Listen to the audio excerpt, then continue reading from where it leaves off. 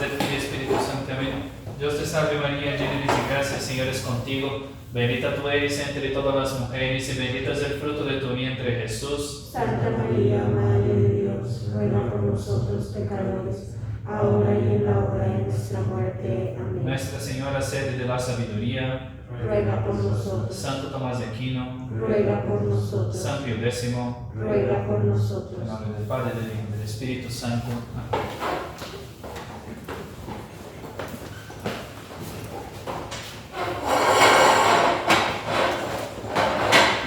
Muy bien. Si Dios permite, hoy vamos a terminar ese periodo de 1073 hasta el 1303. Hemos hablado, siempre recuerdo, que damos 3 vueltas en cada periodo: hechos, literatura, errores, herejías, más bien errores y herejías, y por fin la vida interior de la iglesia, literatura. Y hoy, si Dios permite, vamos a hablar un poquito del tema de la enseñanza de las universidades en ese periodo, que es un periodo floreciente para la iglesia. Un poquito de la vida interior de la iglesia, así de paso. Y vamos a intentar hablar más específicamente de 4 santos muy particulares, muy grandes, que vivieron en este periodo, convivieron incluso algunos en ese periodo: San Bernardo de Claraval, San Francisco de Asís, San Domingos de Guzmán, y no podríamos dejar pasar Santo Tomás de Aquino, que es nuestro gran patrono, quizá patrono de nuestro curso también. Entonces, vida interior de la iglesia. En ese periodo es la famosa creación de las universidades. De hecho, no es que se empezó a enseñar en ese tiempo, hubo mucho tiempo que existía una especie de escuelas de enseñanza que eran las escuelas episcopales, básicamente la curia. Recuerden que en ese periodo todavía no existen los seminarios para la formación de los sacerdotes. Los sacerdotes se ponían bajo la custodia el candidato al sacerdocio se ponía bajo la custodia de un sacerdote, y ese le daba la enseñanza necesaria para llegar al sacerdocio. Y esas escuelas episcopales muchas veces cumplían esa función de una especie de seminario, pero todavía no era formal eso. También las escuelas monásticas de los monjes. De hecho, si hemos conservado toda la literatura de la antigüedad, incluso la literatura pagana, es gracias a los monjes copistas, que transcribían los libros que estaban deteriorados, por ejemplo. Y la escuela palatina, esa, no sé si se acuerdan, muchas charlas atrás que están en pasado todavía, que hablamos que en las cortes de Carlomagno se incentivaban los estudios, se desarrolló mucho los estudios, pero esas escuelas palatinas, especialmente de la época de Carlomagno, después con sus hijos se fueron perdiendo. Y llegó el siglo de hierro de la iglesia, ese siglo noveno, muy triste para la iglesia, de muchos papas, muchos escándalos. Y claro, van a ver ustedes en la historia general, no solo en la historia de la iglesia, que periodos de turbulencia, periodos de conflictos, no son periodos en que se desarrollan las ciencias. Las ciencias quedan para periodos, digamos así, más pacíficos, de paz. Incluso en la historia pagana. No sé, época de guerras púnicas, por ejemplo, no es periodo que se desarrollan muchos filósofos en el Oriente tampoco. Normalmente la ciencia viene como segundo plano después que uno tiene comida, tiene paz, tiene una casa, ¿no? Después de eso, ahí cuando uno tiene cierta paz interior, empieza a desarrollarse las ciencias. Entonces ese siglo de hierro de la iglesia, ese triste periodo, no fue un periodo de desarrollo científico. En esas escuelas, antes de las universidades, escuelas episcopales, monásticas y también la escuela palatina, ¿qué se enseñaba? Al menos en las más avanzadas, las más desarrolladas, se enseñaban las 7 artes liberales dispuestas, como era el plan de la época. No sé si ya escucharon hablar del famoso trivium y quadrivium, que era la distribución de la enseñanza en ese tiempo. El trivium estaba constituido de gramática, retórica y dialéctica, es decir, latín, la literatura latina y la lógica o arte de razonar, que es la dialéctica. Y el quadrivium, después que uno pasa por el trivium, estudia el quadrivium, completaba la formación intelectual añadiendo aritmética, geometría, astronomía y música. Y ahí entraban diversas artes, poesía, historia y la música misma.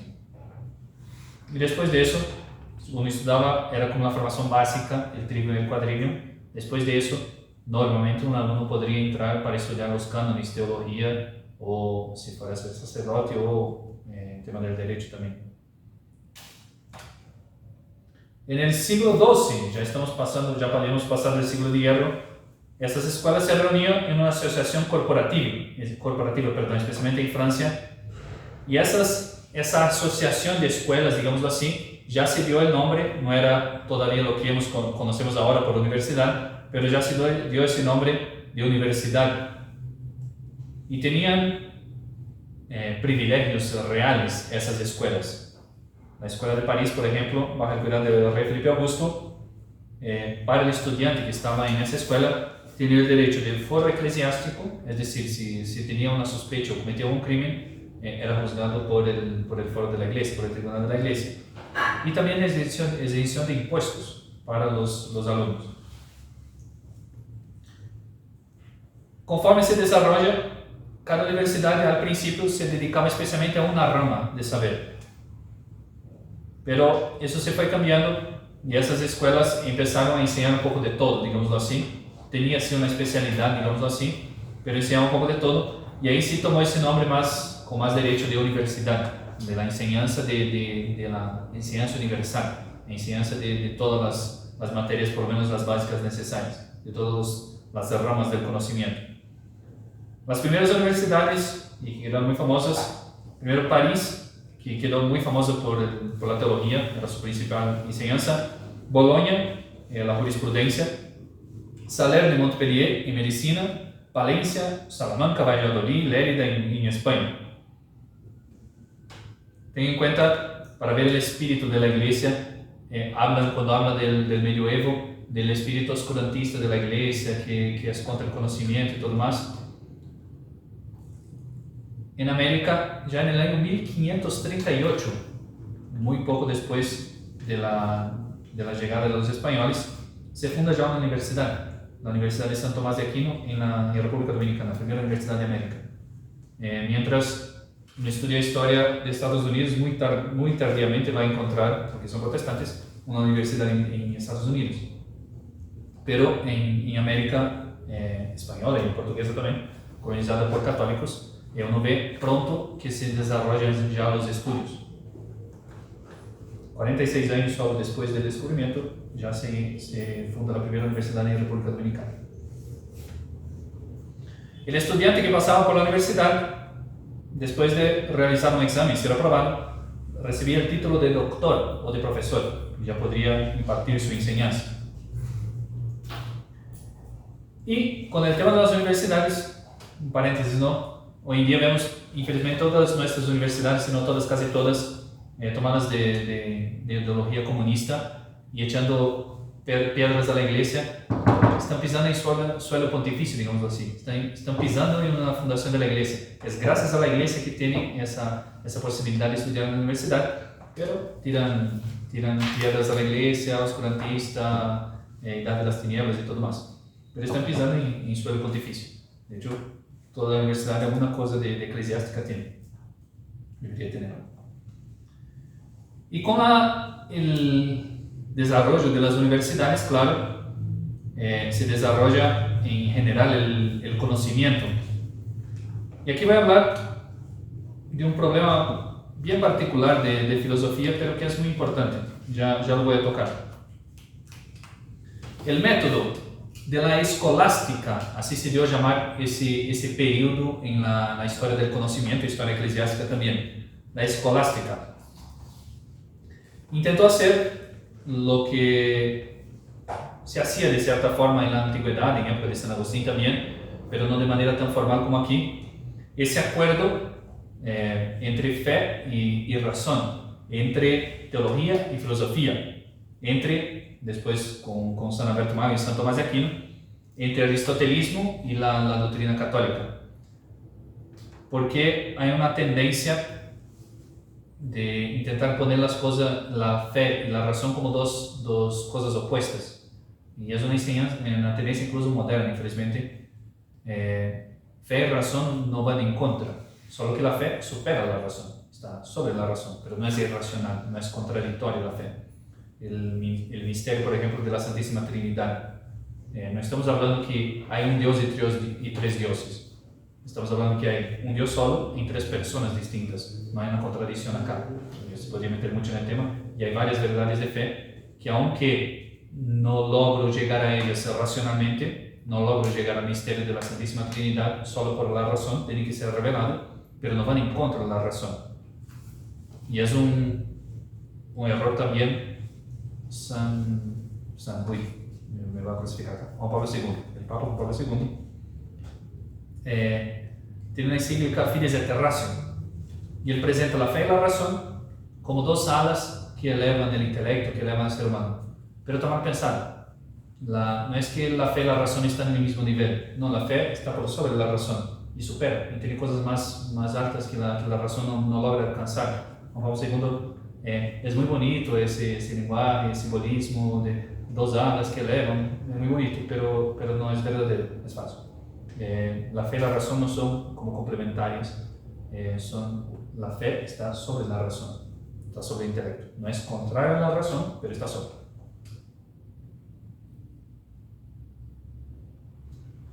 Y aquí entra un famoso problema que espero que logre explicar algo de la importancia de ese problema, porque parece simple, pero no es. El problema de los universales.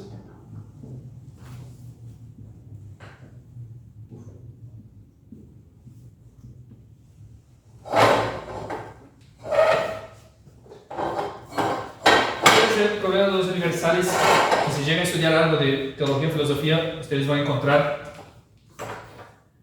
es... Acá tengo, ¿cómo se llama eso en castellano?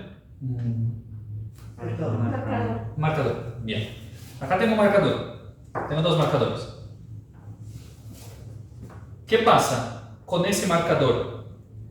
Él tiene una esencia universal que le hace, digámoslo así, ser clasificado dentro de la clase de marcadores, y puede llamar eso marcador, y ellos tienen características comunes, y eso está inherente en la misma cosa, sus cualidades, digámoslo así, su esencia, o es simplemente un nombre que yo le doy, marcador, pero ese no tiene nada que ver con ese, no tiene ninguna relación real, solo en mi intelecto, solo en mi cabeza. O ni siquiera eso, es solo un nombre que yo le di, pero ese acá es una existencia totalmente individual y esa es otra existencia totalmente individual. Vale, pero eso es una tontería, ¿para qué discutir eso? No importa. Sí que importa mucho. Y es ahí que van a entrar tres escuelas de filosofía. Porque si yo digo que eso es un marcador y él tiene una esencia real que le hace tener ciertas características reales que le pone adentro de la esencia, digamos así, de marcador, yo puedo, sin haber conocido ese marcador, cuando veo llegar, digo, es un marcador, entonces tiene esta y esta característica. ¿Por qué? Porque está dentro del grupo, digamos así, de marcadores. Pero si yo digo que es simplemente un nombre que yo le di, marcador, y las cualidades que yo le doy es solo de él, cuando llega ese otro marcador, yo tengo que estudiar primero ese otro marcador para decir también tiene esas características, esas. Y si veo otro marcador, es otro marcador que tiene tal característica, yo tengo que estudiar cada cosa en particular, porque yo niego la existencia de una esencia universal para él. No, es difícil explicar la raíz del problema. Pero si yo tomo un poco, por ejemplo, ¿qué es el hombre? El hombre es un animal racional. Esa es la definición de hombre, ser humano.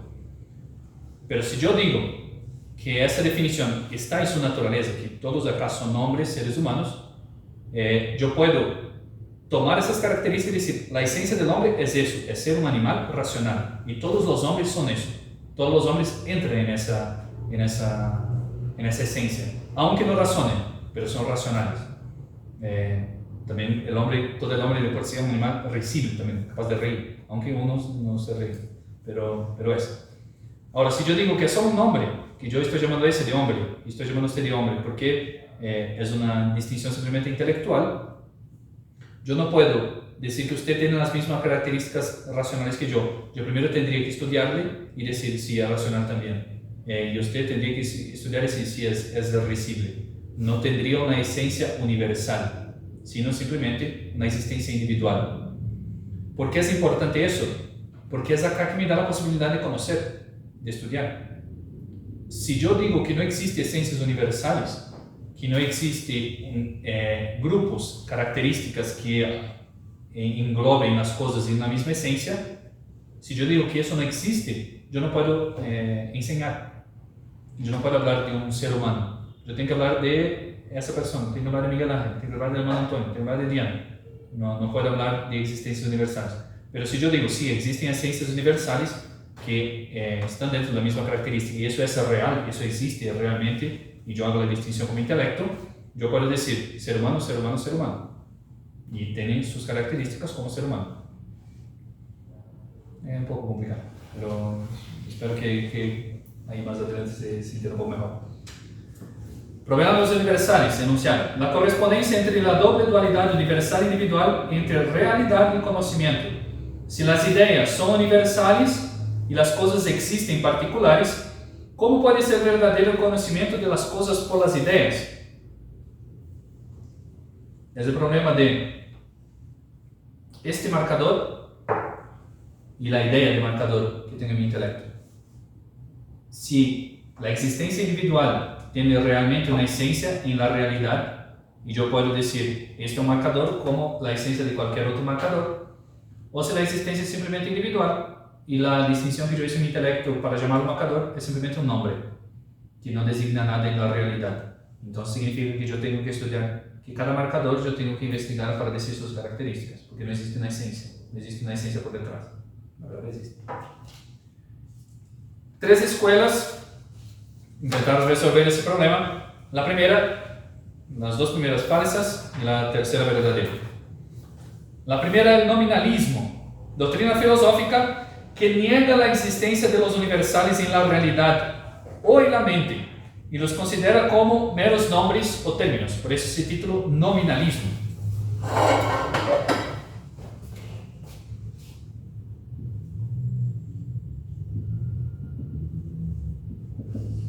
Es decir, el llamar eso de marcador es simplemente un nombre que yo le di, que no tiene ninguna correspondencia en la realidad.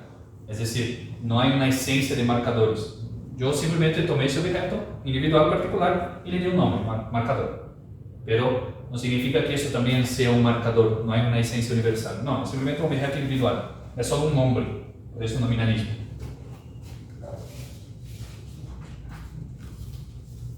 El exponente principal del nominalismo y creador quizás del nominalismo se llama Guillermo de Ockham, un franciscano, si no me equivoco. La segunda corriente de pensamiento para intentar explicar el problema de los universales, no quedó tan famoso eso, pero algunos lo profesaron, conceptualismo. Que decía, era una línea media entre el nominalismo y la verdad, que es la tercera opción que vamos a poner.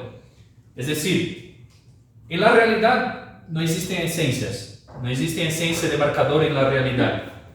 Pero en mi intelecto yo hago un grupo de ideas en los cuales pongo varios objetos, varios marcadores. Entonces en mi intelecto, en el concepto, yo tengo ideas universales y puedo hablar de un marcador en general en mi intelecto. Pero en la realidad eso no corresponde a nada. Eso no corresponde a nada real. Es decir, ese marcador no tiene nada, ninguna esencia común, digámoslo así, con el otro marcador. Son simplemente objetos individuales, pero como tienen características parecidas, yo le puse mi intelecto, las ideas, yo puse esas dentro de un grupo, digámoslo así, conceptualismo. Y la tercera corriente, que es la verdadera, realismo. Ahí solo para hacer un paréntesis acá, hay un realismo exagerado. El realismo en general dice, sí, las esencias no están solo en mi intelecto, las esencias existen, las cosas, y normalmente uno va a hablar de creación ahí, fueron creadas en la mente de Dios con una esencia particular, pero con características generales que hacen entrar dentro de un grupo en la realidad. Pero existe un realismo exagerado, que es, por ejemplo, el de Platón, que decía que la esencia no solo está en la realidad, sino que está más en las ideas que en la realidad. Es el famoso mundo de las ideas de Platón, que esa realidad es más efímera, es menos importante, es más sombra que la realidad misma de las ideas. Decía Platón que las ideas tienen más realidad, digamos así, más verdad que el mismo objeto que yo estoy viendo delante. Es un realismo exagerado, solo para hacer un paréntesis. Pero la verdad está en lo que se dio a llamar realismo moderado. Acá tenemos Guillermo de Ockham, acá tenemos Pedro Abelardo, que vamos a encontrar un poco en la biografía de San Bernardo, y acá tenemos Santo Tomás de Aquino. Es decir, las esencias existen afuera de mi intelecto, y lo que yo hago cuando conozco, cuando estudio, yo estoy asimilando esas esencias que están afuera de mi intelecto y estoy dando un nombre para ellas de las cosas que existen en la realidad. Yo llamo eso mesa, pero en otros países, que no sé ningún otro idioma, ¿no? No sé, eso se llama libro. En Inglaterra se llama book, pero estamos hablando de una misma esencia. El nombre no cambia la esencia de la cosa. La cosa existe en la realidad y yo, con mi conocimiento, absorbo, digámoslo así. ¿Tienes palabra? Absorbo, no sé cómo dice en castellano. Absorbo, eso. Absorbo la realidad y identifico esa esencia que existe realmente. Si yo no la identifico, el problema es mi conocimiento, pero es asimilable, digamos así. Es universal, es conocible. Y reparen ustedes que solo así, pensando así la realidad, es posible hablar de verdadero conocimiento. Si no, si yo estoy poniendo, por ejemplo, conceptualismo o nominalismo, estoy hablando solo de ideas en mi intelecto. Y eso da margen para la filosofía moderna. Hegel, por ejemplo, va a hablar solo de ideas. Kant está hablando siempre de la crítica de la razón pura, de la crítica de la razón práctica, está dando solo vueltas en su intelecto. Vamos a llegar en Descartes, por ejemplo, que hizo ese corte con la realidad fue Descartes, que las ideas están solo en mi intelecto y no es que yo capto la esencia de las cosas, sino que es solo mi intelecto, entre comillas, la realidad. Hegel va a llegar más lejos, ¿no? Pero va más o menos por ahí.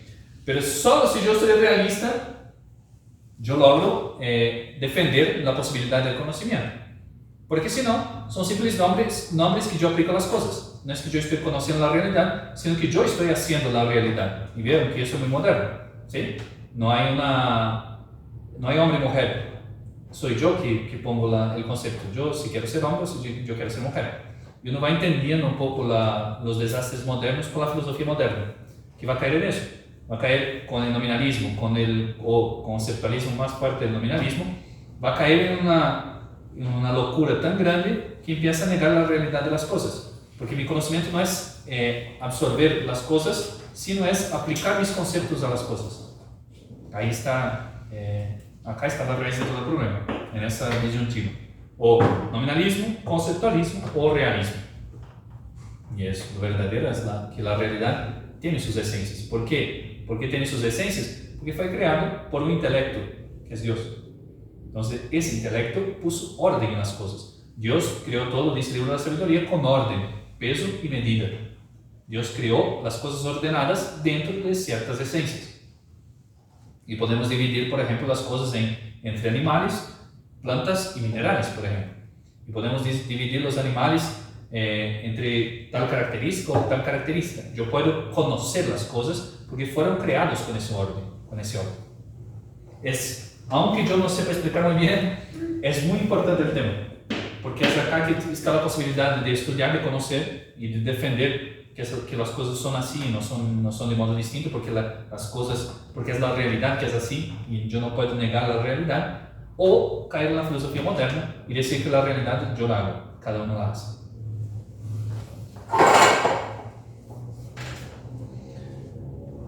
Para tener alguna definición, el conceptualismo, la segunda, doctrina filosófica que considera que los conceptos universales existen solo como ideas abstractas en la mente. El exponente principal, como decía Pedro Abelardo.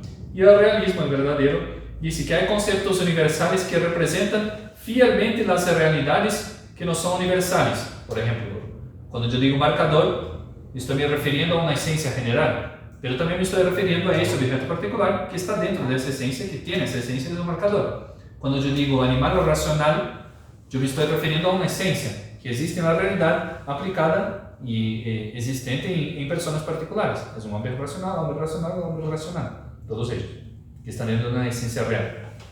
Su nombre principal, Santo Tomás de Aquino, que acaba siendo el realismo aprobado por la Iglesia cuando aprueba Santo Tomás de Aquino. Y otra, eso es la escolástica, y el tema, el intento de conciliar, y Santo Tomás de Aquino llegó con eso a su apogeo, la fe y la razón, de poner las cosas en sus debidos lugares, digamos. Pero también hubo una corriente que también es católica, pero que va un poquito más por otro lado, que se llama la mística, que es más bien un método no deductivo, no de ciencia, sino de inductivo, de intuición. La escolástica, eso que hablamos ahora, llega a Dios por el conocimiento. Yo conozco las cosas, y ahí, por ahí entre el don de ciencia también vamos a tocar un poquito cuando hablamos de San Francisco. Conozco las cosas y por conocer las cosas conozco la esencia del Creador que las creó. La mística más bien va de la contemplación de Dios a llegar a las cosas, a conocer las cosas, digamos así, en Dios por la contemplación. Más o menos, no es que son escuelas opuestas, no es que son doctrinas, una herética y otra verdadera, sino que son dos modos de llegar a Dios. O llegar a Dios por el conocimiento, o llegar a Dios por la contemplación. Y del conocimiento llego a Dios, o de la contemplación llego a las cosas. Más o menos, es un resumen. La definición del padre Eduardo Sanz de Miguel. La mística es experiencia del misterio. Pateo un poco el libro, hablar de experiencia hoy en día porque está muy mal usar esa expresión. Pero acá está bien colocada. No conocimiento por medio de ideas y de palabras, por medio del pensamiento y de la reflexión, sino a través de la unión amorosa. Yo amo a Dios y por ese amor llego a la contemplación de Dios y por esa contemplación de Dios conozco las cosas. El objetivo de la mística es purificar el corazón, que es la primera vía, la vía purgativa, iluminar el espíritu, vía iluminativa, y unir el alma con Dios. El exponente principal de la mística es San Bernardo de Claraval, que vamos a hablar pronto, si Dios quiere. Para hablar, y solo terminar acá, un poquito de la vida interior de la Iglesia, con el tema que hablamos creo que fue una clase solo transmitida, solo grabada, del tema de la controversia de las investiduras. El papado salió muy triunfante de esa controversia, por lo menos hasta 1304, cuando fue el episodio ese de Nogaret, que golpeó a Bonifacio VIII. Hasta la muerte de Bonifacio VIII fue un periodo de esplendor, digamos así, del papado. Las medidas de ese periodo. Primero, en general, la centralización en Roma de las decisiones. Los obispos metropolitanos, a partir de ese periodo, son obligados a hacer un juramento de fidelidad al Papa. El Papa también, ahora, ya no son más los reyes que definen quién van a ser los obispos de cada diócesis, sino que es el Papa que hace el nombramiento de los obispos. Hay algunos desórdenes todavía, hay abusos, pero en general queda en manos del Papa el nombramiento de los obispos. También el Papa hace reserva de la absolución de ciertos pecados graves, como por ejemplo la disolución de una iglesia. Si destruyera una iglesia, solo podría recibir la absolución del Papa, directamente del Papa. Hasta poquito habían pecados reservados todavía, hoy ya creo que no. La canonización también queda reservada al Papa por la bula de Alejandro III en el año 1153, canonización de los santos. Se reserva el derecho de proveer cargos también eclesiásticos y el derecho de promulgar definiciones doctrinales. Y empieza también en ese periodo el Papa a enviar nuncios por los países. Hasta Pablo VI, el Papa no solía hacer tantos viajes por el mundo como hacen los papas hoy en día, sino que enviaba nuncios. Eugenio Pacelli, por ejemplo, fue enviado a la Argentina para el Congreso Eucarístico, antes de ser Papa Pío XII. El Papa normalmente quedaba muy centralizado en Roma y mandaba nuncios, mandaba cardenales importantes para resolver los problemas o hacer las veces del Papa en ciertas ocasiones. Es también en ese periodo que se empieza el uso de la tiara papal. No sé si ubican la tiara, es esa corona que se ponía el Papa. Primero era una corona sola, después con Bonifacio VIII se añadió una segunda y Urbano V añadió una tercera corona como símbolo del poder sacerdotal, magisterial y real, de santificar, de gobernar y de enseñar. Pero Pablo VI quitó la tierra, quitó el uso de la tierra por parte del Papa. Incluso, si no me equivoco, a Benedicto XVI le regalaron la tiara con la esperanza de que iba a volver a usar la tiara, porque era un Papa muy bueno, le regaló la tiara y le puso en un museo. No queda más. Yo mi ignorancia, yo tenía entendido que Pablo VI se la había regalado a los judíos, ¿sí era cierto? O sea, para que la volvieran, o sea, está el mensaje. ¿No? Creo que sí, pero no le puedo confirmar al 100%.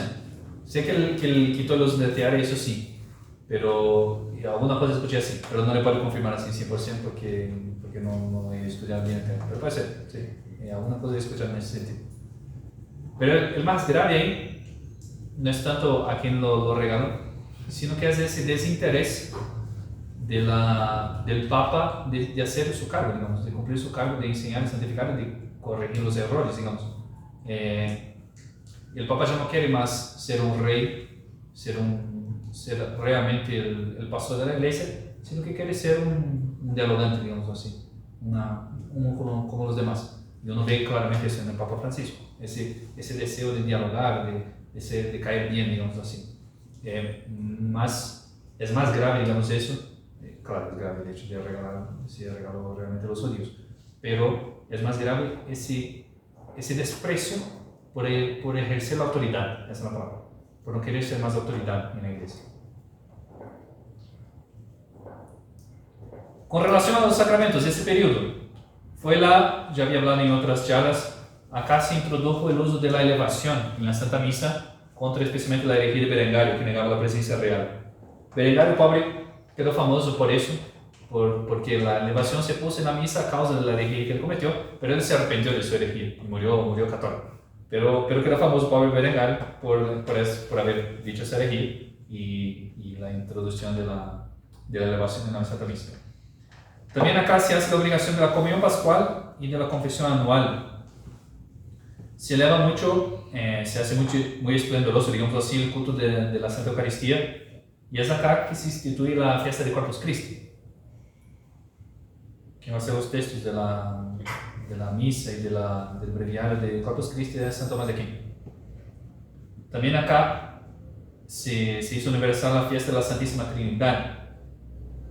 En España es en ese periodo también que se hace la introducción un poco a fuerza, pero lograron, del rito romano. El rito más común en España era el llamado rito mozárabe, que tenía un rito católico, nada de herejía, digamos, pero se hizo una introducción del rito romano, y aunque poco forzada, esto hace muy bien a la iglesia, el hecho de que tenga un rito universal y unificado, digamos así. Es un problema, por ejemplo, con las iglesias de Oriente aún católicas, porque tienen ritos particulares. Pero si yo voy a una iglesia católica, no sé, en Japón, por ejemplo, y entro en una capilla de la fraternidad y asisto a la misa, es la misa que nosotros celebramos acá. Va a tener alguna diferencia muy particular, muy pequeña, pero es la misa. Yo puedo responder la misa si voy a Japón, por ejemplo. Solo quedó el rito mozárabe, quedó reservado a un altar solo de la Catedral de Toledo, en España. Y acá también se hace la prohibición de los matrimonios sin presencia del párroco, que de hecho da para muchos desórdenes. No sé si alguien leyó el Quijote, ahí hay una parte que hace un matrimonio solo los novios, se juntan, se consienten uno y el otro que quieren vivir juntos y se casan, sin presencia del párroco, porque hasta acá estaba permitido todavía el matrimonio. De hecho, el sacramento del matrimonio quien hace son los novios, son los esposos. Ellos que consintiendo hacen ese contrato y ese sacramento. Pero acá el Papa puso, con ese poder de desatar, atar y desatar, puso una causal de nulidad. Si no está presente el párroco, aunque consientan los esposos, no es válido. Entonces, a partir de acá, no valía más simplemente el consentimiento de los esposos, sino que necesita la presencia del párroco para hacer el consentimiento. Hay causales hoy que permiten un matrimonio sin presencia del sacerdote, pero son situaciones muy particulares. No sé si de hecho, no voy a ver un sacerdote en un año, por ejemplo, los novios podrían casarse válidamente y es sacramento. pero son casos particulares hoy. Acá puse esa prohibición para evitar justamente los abusos, ¿no? Si una persona, un mal católico, aunque sea católico, me caso con esa persona, después yo nego, yo digo, no consentí nada y me caso con otra persona, aunque verdaderamente estaba casado con esa. En el arte, acá es la introducción del estilo gótico. Tal vez, se pare nunca ver, me escucha, me va a cortar la cabeza porque es arquitecto el padre, por estar hablando una barbaridad. Pero el rito románico, que era el más famoso hasta acá, de las iglesias, era una construcción, digamos así, más pesada, con el arco, o ojival, no sé si se llama así, y los muros muy gruesos, para sostener ese arco. Pero acá, y es un poco lo que intenta imitar nuestra iglesia, con el estilo gótico, en vez de la fuerza, el peso, digamos así, de los arcos, por eso puede estar diciendo varias barbaridades arquitectónicas acá, pero para intentar explicar más o menos. En vez de hacer que el peso cayera sobre los muros, se hacen esas estructuras exteriores.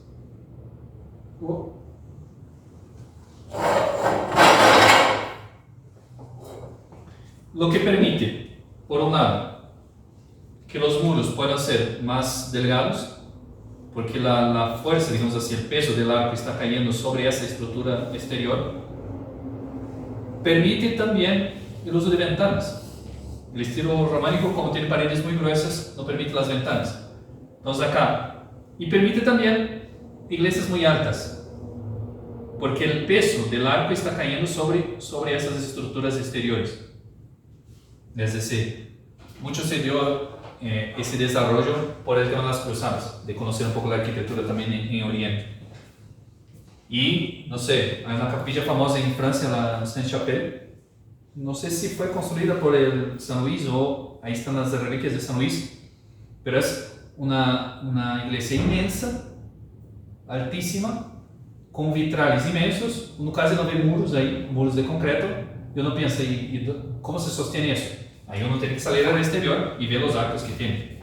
Es una iglesia muy grande, con vitrales inmensos también, pero están los arcos afuera, que sostienen justamente el peso de la construcción.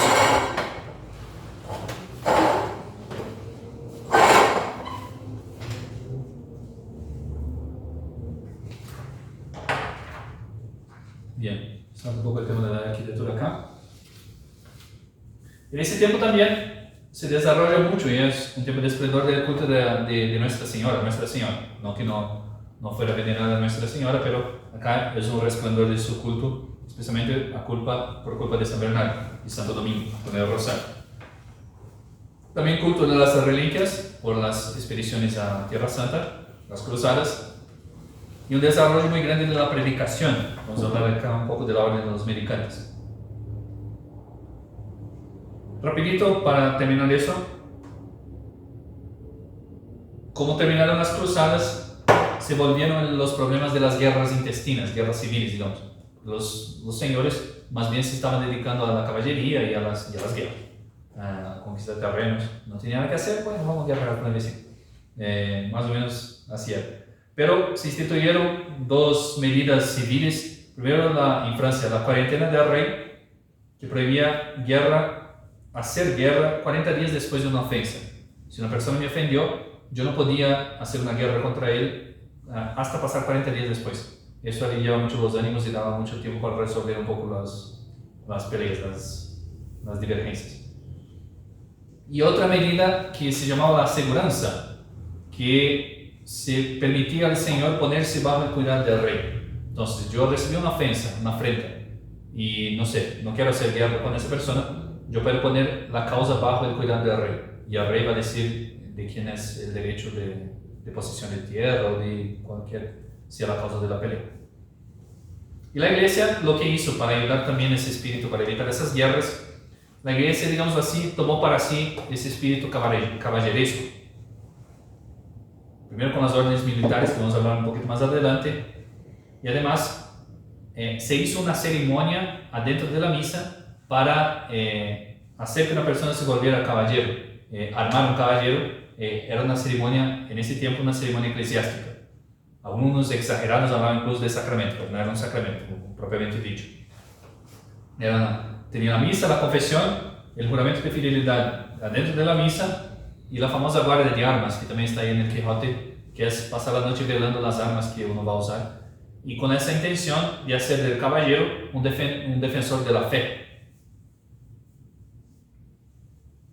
Bien, y es en ese periodo también que se crean varias instituciones de caridad, especialmente con las viajes a Tierra Santa de los cruzados, se desparramó mucho el tema de la lepra, la enfermedad de la lepra.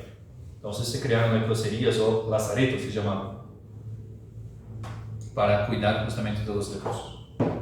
Bien, me pasó mucho, era para hacer poquito eso. Vamos a intentar hablar rapidito de esos 4 santos. Espero que me dé el tiempo. Si alguien tiene que irse porque no le da el tiempo, por ahí no me voy a enojar. Muchas cosas. Primero, San Bernardo. Pasito atrás, estamos hablando de santos de ese periodo, ¿no? Hay muchos santos grandes, es difícil elegir el santo que uno quiere hablar. Hablar un poquito de la orden en la cual entró San Bernardo, la orden de los cistercienses. Si alguien quiere leer un libro para conocer la fundación de los cistercienses, es un libro novelado de Monsieur, creo que Monsieur, no sé, Raymond, Los 3 monjes rebeldes, es la historia del cister. Y si quiere conocer a San Bernardo, es una trilogía, ¿no? El segundo libro se llama La familia que alcanzó a Cristo. Y después, si quiere conocer la historia de los trapenses, que salieron de los cistercienses, es el tercer volumen de la trilogía, que es de Incienso Quemado. Son 3 obras noveladas, pero basadas en hechos. A mí no me gustan mucho novelas históricas y algo así, porque uno piensa que están siempre fantaseando todo. Pero yo he leído mucho de San Bernardo, gracias a Dios, y leí La familia que alcanzó a Cristo, y esa realmente es muy fiel a la historia. Cistercienses. En 1098, San Roberto, que era en ese tiempo abad de Notre Dame de Molesmes, en Francia, que era una abadía que era hija de Cluny. No sé si se acuerdan, Cluny, ese monasterio que fue un restaurador, de hecho, de la cristiandad. Había sido fundado ese monasterio donde estaba San Roberto en el año 1075, pero se estaba relajando un poco. ¿Qué pasaba? Los monjes de Cluny al principio fue un fóligo para la reforma de la iglesia, pero después se hicieron muy grandes y terratenientes también. Entonces se dio eso para muchos desórdenes también. Entonces los monjes cluniacenses en ese periodo, había muchos santos, muchos buenos monjes, pero también había muchos desórdenes, porque ser monje de Cluny se hizo muy famoso. Y San Roberto quiso introducir una reforma en su monasterio como abad, pero no logró. Incluso, si uno lee la historia, llegaron incluso a prender en una celda de los monjes. Fue una rebelión bien fea que hicieron contra San Roberto. Entonces él se retiró con esa búsqueda de un espíritu puro de la orden de San Benito. Se tiró a un lugar al Citeaux, al Cister, cerca de Dijon, para intentar justamente con unos compañeros, eran 20, llevar una vida más austera, una vida según el espíritu verdadero de San Benito. Pero ¿qué pasó? Los monjes de su monasterio, después que él se fue, se arrepintieron y pidieron que volviera y exigieron al obispo, y el obispo le obligó a que volviera al monasterio de Molesme, San Roberto. Él dejó en su lugar un monje llamado Alberico, que empezó a crear, digámoslo así, la orden del Cister. Obligó a que usaran los monjes un hábito de lana cruda, que era más barato. De hecho, cuando empezaron los cluniacenses, el negro era lo más barato y ellos empezaron a usar así. Pero después se hizo más barato el blanco, y los monjes de Cluny, que eran los monjes negros, ya se vestían muy fino, digamos así, para un monje, ¿no?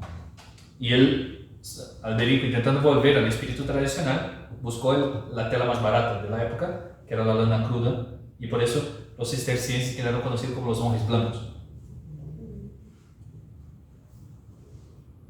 En 1109 se murió el abad Alberico y lo reemplazó otro santo, San Esteban Harding, que era inglés. Pero Pablo y San Esteban, y es muy bonito en ese libro que les cuento, contando la historia del cister, era una vida muy cruda, muy rígida, muy austera.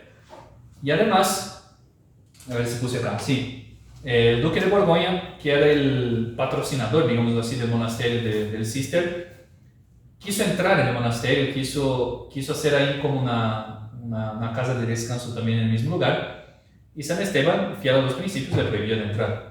Y el duque de Borgoña quitó todos los beneficios que él daba al cister y ellos empezaron a pasar hambre, tuvieron que ir a pedir limosnas. Y para cerrar, empezó una peste a devastar los monjes. Entonces, una vida cruda, rígida, sin comida, con la peste. San Esteban estaba preguntándose, ¿empezamos ahora ese estilo de vida? ¿Será que es la vida verdadera? ¿Será que es lo que quiere Dios de nosotros? Y San Esteban era un santo, no piensen hacer nada parecido, ¿no? Pero cuando uno de los monjes estaba muriendo de peste, se murió el monje hermano Félix, él ordenó bajo obediencia que volviera a decir si el género de vida que estaba llevando era bueno o no. Bajo obediencia le ordenó que vuelva. No volvió al momento, se murió, fue enterrado. Pero después, unos días después, San Esteban tuvo una visión que el hermano Félix le apareció, obediente, y le dijo que sí, que el género de vida era muy santo, y que pronto el monasterio se llenaría. Acá tengo las palabras, pero no me da tiempo para detenerme acá. Y pasan unos días, toca la puerta, un joven con 30 personas alrededor de él, pidiendo a todos nobles, quieren entrar en el cister. ¿Quién era ese joven? Bernal, San Bernardo de Claraval, que llevó toda su familia, además de amigos, tíos también, para entrar en el cister. Pasito atrás ahora, eso es la creación del cister, hasta acá. Paso atrás en la vida de San Bernardo. San Bernardo nació en el año 1090. El cister fue fundado, decíamos, no, si lo encuentro acá, en el 1098. Nació San Bernardo en el castillo de Fontes de Dijon. Era el tercero de 7 hijos de Tecelín, que era justamente caballero del duque de Borgoña, el duque que era protector en la época del cister, que después peleó con San Esteban. Y de Alet de Montebar, que es tenido por Santa Alet o Alicia. Tuvo una muy buena educación, la familia de San Bernardo era noble, pero esa educación le estaba preparando para seguir los pasos del papá, que era ser caballero. Y sus hermanos, de hecho, ya entraron en la milicia, incluso algunos fueron a la guerra. Se murió su madre, la madre de San Bernardo, Santa Alicia, en el año 1107, y él decidió, no por la muerte de la mamá, sino un poquito más adelante, a llevar una vida ascética, a entregarse de veras a Dios. Pero no quiso ir solo. Y San Bernardo era muy buen predicador y logró convencer a todos sus hermanos, incluso uno que era casado, a que dejara a su esposa con permiso del obispo para entrar al monasterio. En ese día que tocaron la puerta del cister, faltaba solo un hermano, el más joven, Nibardo, que no podía ir por la edad, y una hermana que después también entró en la abadía benedictina, no me acuerdo el nombre, Undelina se llamaba, la hermana de San Bernardo. Y después, cuando ya era abad de Claraval, San Bernardo recibió como monje también su papá. Todos se hicieron monjes. Y la esposa del hermano que también se separó, también se hizo monja también después que los hijos crecieron. Es muy bonita la historia de San Bernardo. Y con la entrada de esa familia noble, de futuros caballeros, algunos ya caballeros, se hizo todo un movimiento en Francia de ingreso en el cister. Y el cister empezó a crecer y todos a dejar su vida. Estamos hablando de dejar una vida de caballero, de vida de glorias mundanas, para entrar en la orden que estaba recién empezando. Nadie sabía a dónde iba a parar eso. Rústica, duro, una vida muy rígida, de abstinencia total de carnes, de comer muy poco. Y se hizo en Francia todo un movimiento de ingreso de gente noble en el cister, de haciéndose cistercienses. Ya en 1115, San Bernardo entró en el monasterio en 1113. En 1115, San Esteban ya había hecho una fundación de un monasterio pero todavía ya no tenía más espacio en el monasterio y tanta gente que quería entrar. Entonces mandó San Bernardo, que tenía, no sé, creo que 25 años, a fundar un monasterio y ser el abad del nuevo monasterio. Y llevó con él sus hermanos y otros monjes también, y se instaló en Claraval. Quedó famoso San Bernardo de Claraval por el monasterio que fundó. Creo que fue la segunda hija del cister, fue Claraval, acompañado de varios monjes, entre los cuales estaban sus hermanos. San Bernardo, como fue hecho abad, fue ordenado sacerdote por el obispo Guillermo de Champeaux, que era su amigo. Pero San Bernardo en el cister, en Claraval, perdón, ya llevaba una vida rígida en el cister y empezó a aplicar esa vida a sus monjes. Muy rígida la vida, tanto que sus hermanos se quejaban, monjes se morían con enfermedades debidas al hambre, al agotamiento. Y San Bernardo mismo se dio cuenta que ciertas penitencias podría él intentar hacerlo, pero no podría obligar a hacerlo, obligar a los demás que hicieran. Y ahí suavizó un poco la disciplina, no es que quedaron monjes relajados, pero suavizó un poco la disciplina. San Bernardo, aunque monje y quería siempre vivir en su monasterio, era un gran predicador. Y constantemente los obispos, el Papa incluso, le llamaba a resolver problemas de la iglesia en general. Algunos, para decir, no sé si se recuerdan que hablé en la otra charla de ese ataque de los judíos en Alemania, que la iglesia condenó, y San Bernardo fue para pacificar los ánimos también.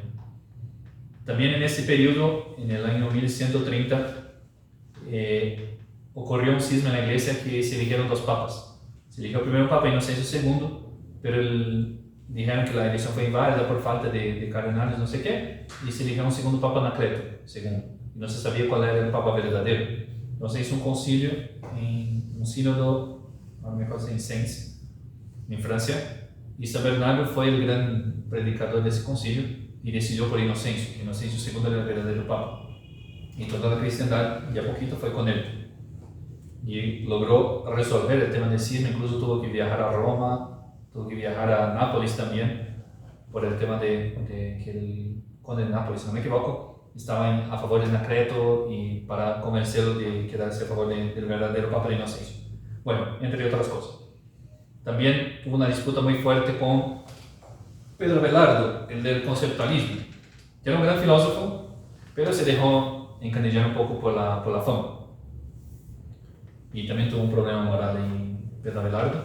Sí que Pedro Abelardo fue condenado en un concilio, no me acuerdo dónde era, y se retiró a Cluny, después como monje, se arrepintió. Sí, ahí el concilio de Sens. También tuvo un problema de errores doctrinales sobre la Trinidad del obispo de Poitiers, Guillermo Porretano, entre otros. Un monje que quería siempre estar en el monasterio, pero decía San Bernardo, la frase, la cita no es literal, pero decía: cualquier problema que es de la iglesia es problema mío. Yo soy un hijo de la iglesia. Muchísimos escritos dejó San Bernardo, muchos sermones sobre la conversión, del precepto y la dispensa, sobre la regla, de la gracia y libre albedrío, que era un resumen de San Agustín, sobre algunas cuestiones propuestas por Hugo de San Víctor.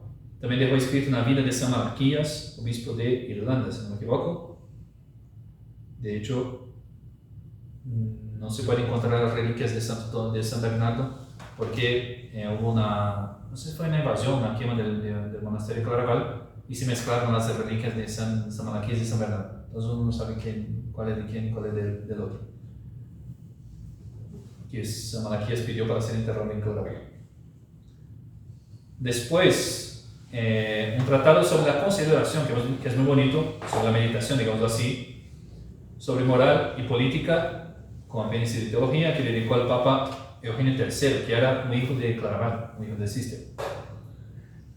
Después, muchas cartas, un libro sobre los grados de humildad y soberbia, que es un comentario de la regla de San Benito, del amor a Dios, que es muy famoso también. Uno que quizá es más famoso, la obra más famosa de San Bernardo, que es un comentario sobre el Cantar de los Cantares, que no terminó, no llegó a concluir. También él escribió la regla de los templarios, los caballeros templarios, que hoy no vamos a poder hablar, pero ahí está.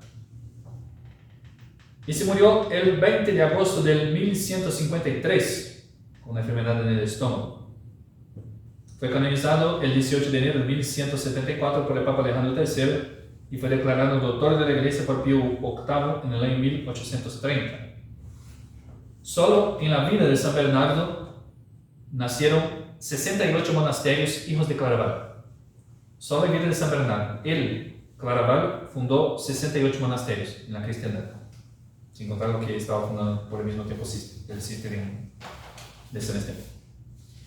Muchos santos cistercienses que son muy conocidos: San Alberico, San Esteban Harding, Santa Gertrudis, San Guillermo de Bourges, San Roberto de Molesmes también, que fue el primero que dio el primer paso para el cister. Después, San Francisco de Asís, y voy a intentar repetir. Giovanni di Pietro Bernardone, así se llamaba. Nació en Asís en el año 1181 o 1182, en Italia. Era hijo de un comerciante de telas llamado Pietro Bernardone y de una noble Juana Pica de Bourlemont. Se sabe por lo menos que tuvo un hermano más, no se sabe cuántos, pero por lo menos uno se sabe que se llamaba Ángelo. San Francisco llevó en su juventud una vida despreocupada, tirando a mundana, digamos así, preparándose justamente para seguir la carrera del papá, que era un rico comerciante. Pero en 1221 cayó prisionero en una guerra entre Perugia y Asís. Quedó un año en el cautiverio. Al salir del cautiverio se cayó enfermo, se recuperó y partió al sur de Italia porque se estaba haciendo una guerra contra el imperio. Pero cayó otra vez enfermo en Spoleto y oyó una voz del cielo que le decía que debía servir al amo y no al siervo. No debía servir al rey, sino a Dios nuestro Señor. Pero todavía no sabía muy bien qué hacer San Francisco. Sabía que alguna cosa Dios quería de él. Un día encontró un leproso. La lepra es una enfermedad muy repugnante en general, y Francisco en particular tenía una repugnancia particular contra la lepra. Pero cuando encontró ese leproso, intentando hacer un acto de sacrificio, abandono de la propia voluntad, con toda la resistencia de la naturaleza, se bajó, lo abrazó, lo besó al leproso, para mostrar que amaba y que lo amaba por Dios. Y a partir de ahí decidió, pensando que era solo eso que Dios quería de él, a visitar enfermos, y empezó a regalar todo lo que tenía, las riquezas del papá. Pasaron un tiempo en la iglesia de San Damián, en Asís misma. Le oyó el crucifijo que decía, no sé si ya vieron el crucifijo de San Damián, que se llama en castellano también, sí, que es, si me acuerdo bien, la forma del crucifijo, que es más o menos así. El famoso crucifijo de San Damián, que es muy famoso por San Francisco también, y tiene varios personajes bíblicos acá alrededor del Cristo.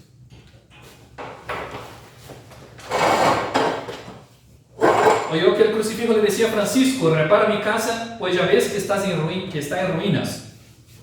Pero él pensó en ese momento que se trataba del templo físico, de la iglesita de San Damián, que estaba de hecho también echada de menos, pero no era eso que quería Dios. Pero él pensó en ese momento que era eso, entonces empezó a restaurar la iglesia de San Damián. El papá no le estaba para nada contento con esa vida que estaba llevando su hijo. Lo persiguió varias veces, lo encarceló, le golpeó incluso un día, hasta que le obligó a comparecer ante el obispo, Guido de Asís, pidiendo que devolviera su dinero, que no quería que su hijo le regalara más el dinero. Francisco tenía en esa época 25 años. Francisco aceptó gustoso, el obispo también dijo que devolviera todo, y además agregó: los vestidos que llevo puestos pertenecen también a mi padre, de suerte que tengo que devolvérselos. Y quitó sus vestidos también y regaló a su papá también, como diciendo: no tengo más nada de ti. Hasta ahora tú has sido mi padre en la tierra, pero en adelante podré decir: Padre nuestro que estás en los cielos. Y esa es una marca de la vida franciscana, es la vida de pobreza, de desapego total de los bienes. Pasó a vivir de limosnas, reparó también, además de la iglesia de San Damián, una iglesia llamada de San Pedro, y una iglesia que quedó muy famosa por San Francisco de Nuestra Señora de los Ángeles, la Porciúncula. Pero ahí, en esa iglesita, en 1209, escuchó el Evangelio del día e entendió la misión que quería Dios de él, y de predicar diciendo: el reino de Dios ha llegado, dad gratuitamente lo que habéis recibido gratuitamente, no peseáis oro, ni 2 túnicas, ni sandalias, ni báculo. Entendió que Dios quería que predicar el Evangelio con una vida de pobreza. Pronto su vida pobre, pero mucho más también sus milagros, llamaron la atención de muchos jóvenes que tomaron el mismo género de vida, dejaron los bienes y empezaron a seguir a San Francisco. Juntó 11 compañeros, fueron los 12 como los 12 apóstoles, a visitar al Papa Inocencio III y pedir la aprobación de la regla, que era una locura pedir eso. Pero el Papa Inocencio III había tenido un sueño, una visión, en que veía el templo, la iglesia de San Juan de Letrán, cayendo, derrumbándose, y quien la sostenía en el sueño era San Francisco, era ese joven que lo conoció después. El Papa entonces en ese momento dio la aprobación verbal, y esa es la primera regla de San Francisco. Y a los que eran contrarios a la aprobación, un cardenal defensor de los franciscanos que dijo: no les podemos prohibir que vivan como mandó Cristo en el Evangelio. De hecho, esa era la vida franciscana, la vida de la pureza evangélica. Vivieron de limosnas, orando, predicando, y empezaron a esparcirse un poco por Italia en ese principio. San Francisco, aunque algunos autores discuten, pero sí recibió la orden del diaconado. Y es una cosa que para un sacerdote morirse de vergüenza como yo, no quiso recibir el sacerdocio por sentirse indigno. San Francisco. San Efraín también, lo mismo. También no quiso ser sacerdote porque se sentía indigno, el santo de hoy. Bueno, tengo citas acá de San Francisco, pero no me va a dar el tiempo. Es conocido un episodio en Alviano que él quería predicar, pero las golondrinas estaban haciendo bulla por ahí, y él mandó que las golondrinas se callaran. Ya veis, parloteaba bastante, dijo él, y las golondrinas se callaron, y él puso a predicar. Eso tiene un milagro también con los peces. El cántico del hermano Sol, que escribió al final de la vida, que dictó al final de la vida, todo eso hace tomar a San Francisco como un santo muy ecológico, muy Greenpeace hoy en día, que está mal. No era así San Francisco. De hecho, el Papa Francisco seguramente no se hizo llamar Francisco por la predicación de San Francisco al sultán musulmán. Se hizo llamar Francisco porque es el patrón de la ecología. ¿Quién le puso? Juan Pablo II le puso patrón de la ecología, imagínense. San Francisco no es que miraba a las criaturas como mira un Greenpeace hoy, que una especie de panteísmo, ¿no? Como si Dios estuviera en las criaturas. No, es el don de la ciencia. San Francisco, por las criaturas va a Dios. Es alabando a Dios por las criaturas que nos dio, y por ver la maravilla de la creación, yo me elevo a Dios nuestro Señor. Es un modo de contemplación muy católico, pero lo tomo como un santo de la ecología, como el patrón de la ecología. Es triste por lo que hacen con San Francisco. Y era un santo muy austero y muy católico. No aceptaba ningún tipo de ecumenismo como es hoy en día. Pero eso los biógrafos, infelizmente los biógrafos actuales, dejan un poquito de lado y ponen el santo ese de lado. Es casi como un loquito que andaba charlando con las árboles, con los animales, y que no tenía con qué charlar, entonces charlaba con los peces, no sé. Ese infelizmente es de San Francisco que pintan hoy, y no era así, es un mensaje. En 1212, con la conversión de Clara de Asís, Santa Clara, estableció la segunda orden de San Francisco, que quedó ubicada en esa época en la iglesia de San Damián. En el año siguiente, 1212, y también en el año siguiente, intentó ir a Siria para evangelizar a los maometanos. No era para hacer un diálogo ecuménico, era para evangelizar, convertir al evangelio. No tuvo éxito, pero el sultán Al-Muazzán de Damasco, impresionado por el valor del santo y también por la santidad de él, lo permitió por lo menos visitar los lugares santos. En Pentecostés de 1217, se reunió el primer capítulo de la orden franciscana, y en 1219 el segundo capítulo, que ya reunía 5.000 frailes franciscanos en esa época. En ese estaba presente nada menos que San Antonio de Padua, por ejemplo. El famoso capítulo de las estelas. Como no tenía lugar para dormir, dormía en estela. En 1223 creó en Grecho, en el valle de Riete, el pesebre de creación de San Francisco también, que quiso predicar el Evangelio no solo con la lengua, sino también los ojos, para que la gente contemplara el misterio de la encarnación con una escena visible. En agosto de 1224 subió solo con el hermano León, que era su secretario y compañero. Siempre le mandaba a predicar de 2 a 2, como manda el Evangelio, y él también caminaba con el hermano León siempre. Subieron al monte Alvernia para hacer un retiro.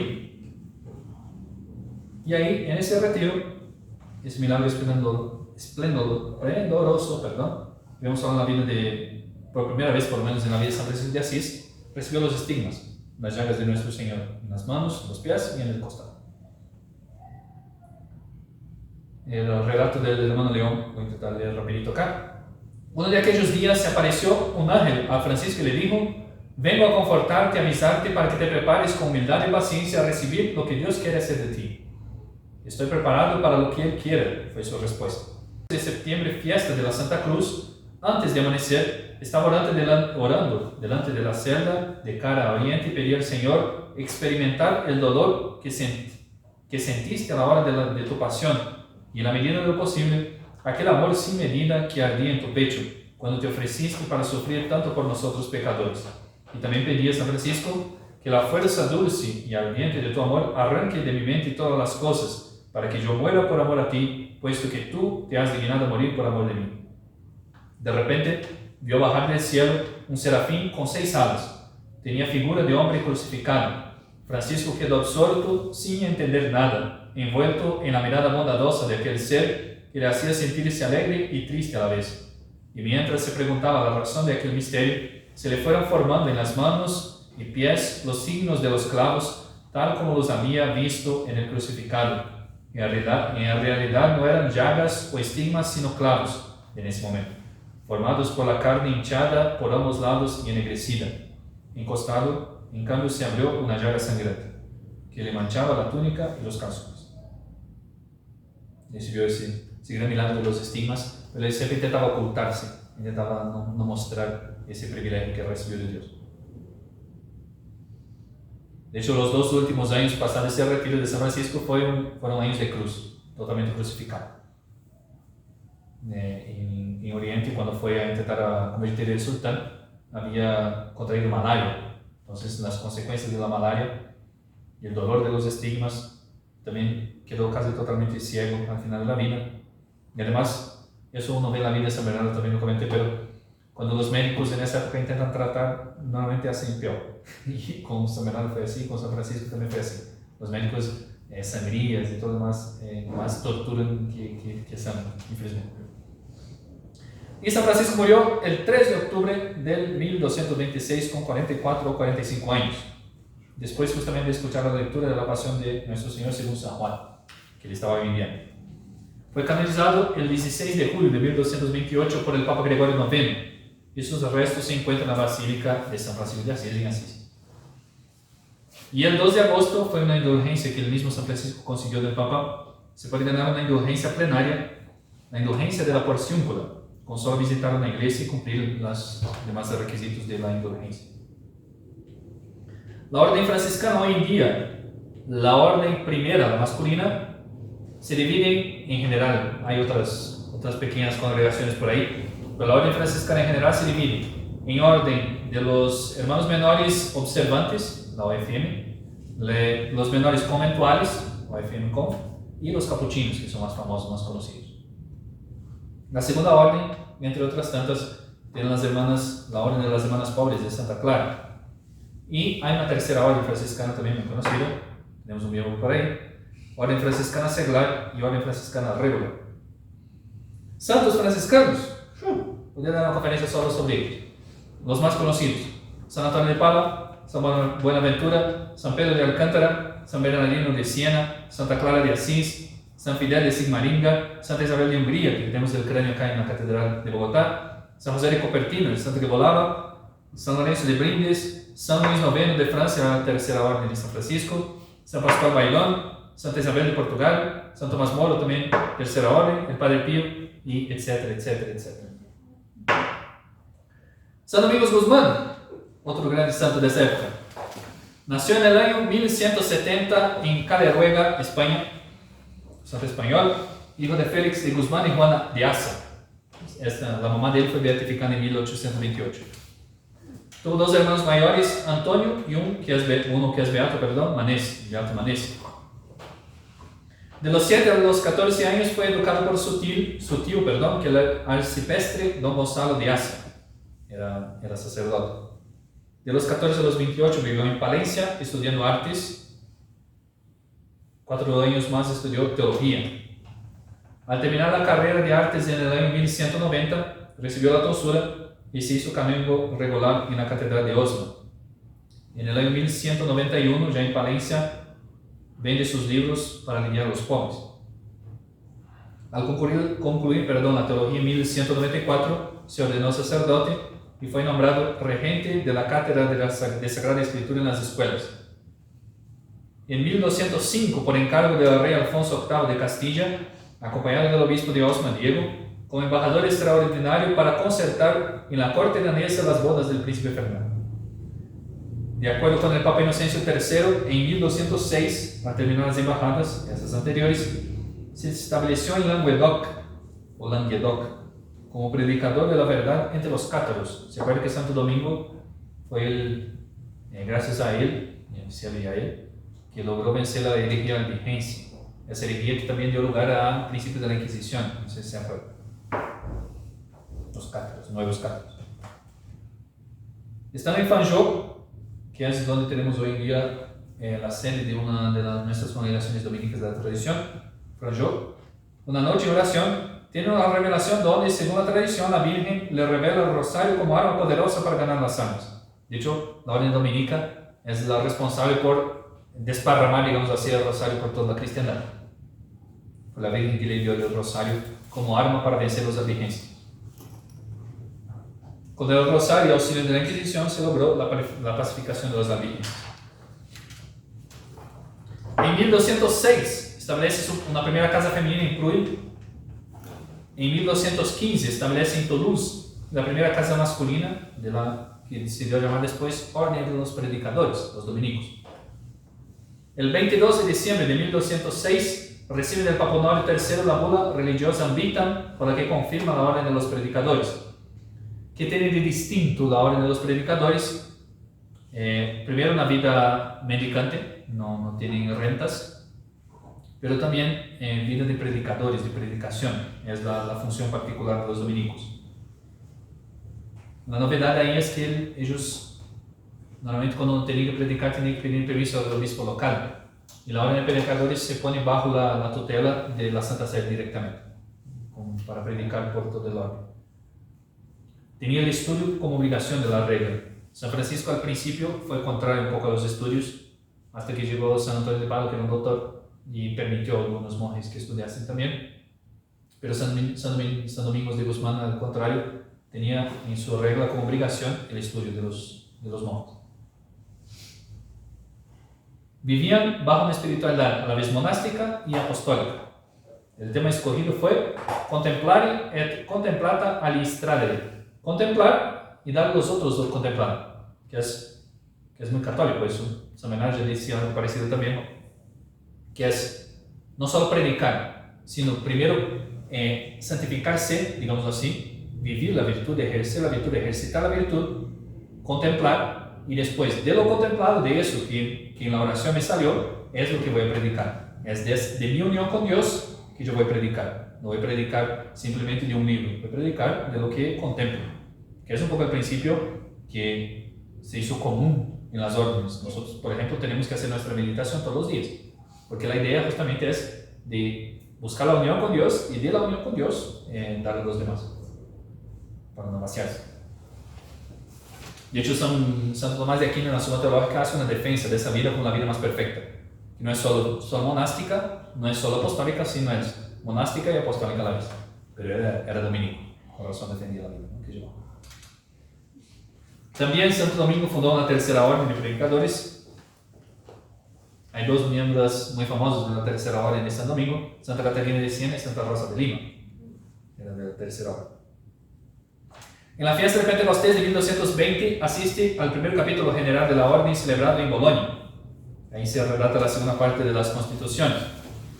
Y con su orden claramente estructurada y más de 60 comunidades en funcionamiento ya en la vida de Santo Domingo, agotado físicamente, fallece el 6 de agosto de 1221, a los 50 años de edad, en Bolonia. En 1234 el Papa Gregorio IX lo canonizó, y la fiesta de Santo Domingo, San Domingos de Guzmán, es el 8 de agosto. Santos dominicos, también, da para una conferencia. San Raimundo de Peñafort, San Alberto Magno, San Pedro de Verona, Santa Margarita de Hungría, Santa Catarina de Siena, San Pío V, el dominico, San Luis Beltrán, el patrono de Colombia, Santa Rosa de Lima, San Martín de Porres, y un santo que es con el cual termina esa conferencia que ya está para largo, Santo Tomás de Aquino. Santo Tomás nació en 1224 o 1225 en Roca Seca, cerca de Aquino, en Italia, hijo de Landolfo y Teodoro. Fue el menor de 9 hermanos, una familia también noble. A los 5 años, ingresa como oblato en la abadía benedictina de Monte Cassino. Todavía se discute si ya fue vivir en la abadía a los 5 años o si iba ahí para estudiar y volvía, no se sabe muy bien. Pero el abad ahí era su tío. Y de hecho, vamos a ver ahí, tuvo un problema Santo Tomás, porque la familia quería que él siguiera en esa abadía, fuera monje y se hiciera el abad, porque era un cargo muy importante en la región. Allí hizo sus primeros estudios. En 1239 pasa a la Universidad de Nápoles.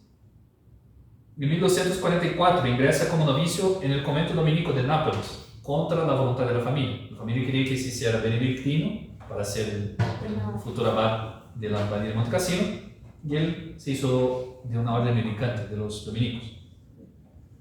De Nápoles pasó a Roma como novicio de los dominicos, y cuando iba a ese capítulo que hablé antes de Bolonia, sus hermanos lo secuestraron a manos de su madre y lo pusieron encerrado en una torre para que se hiciera monje benedictino.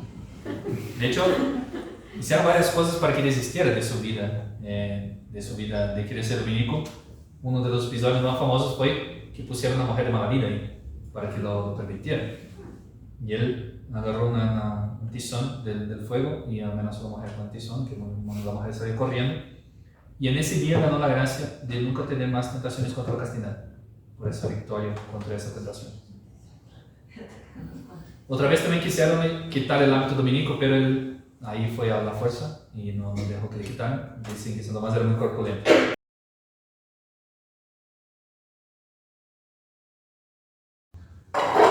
Bien, hicimos un golpe de magia. Ya estamos en la mañana del sábado y no hay ninguna persona acá, porque ayer a la noche se llenó la memoria del aparato y se cortó la conferencia. Entonces voy a intentar terminar esa charla que ya quedó muy larga. Si no me equivoco, estamos hablando de Santo Tomás de Aquino y contaba yo esa anécdota falsa de que Santo Tomás de Aquino era tan gordo que tuvieron que hacer un agujero en la mesa para que entrara y pudiera comer. No era un glotón, no era un destemplado. Esa anécdota es falsa. Era fuerte, era corpulento, pero no era un monje muy mortificado, además. Cuando estaba ahí en la torre, le enviaron su hermana Marota para que le convenciera a dejar la orden dominica y entrar en los benedictinos, pero lo que pasó fue al revés. Fue que él convenció a su hermana a entrar en la vida religiosa, y se hizo monja y abadesa incluso de un monasterio. Ahí estuvo confinado cerca de un año en esa torre. Después de un año escapó. Algunos dicen que sí, otros que no, que fue por una soga por la ventana que salió, pero es verdad que ya su mamá ya no hacía mucha fuerza para que quedara ahí preso, porque él se dio cuenta que no iba a convencerlo a que cambiara de opinión.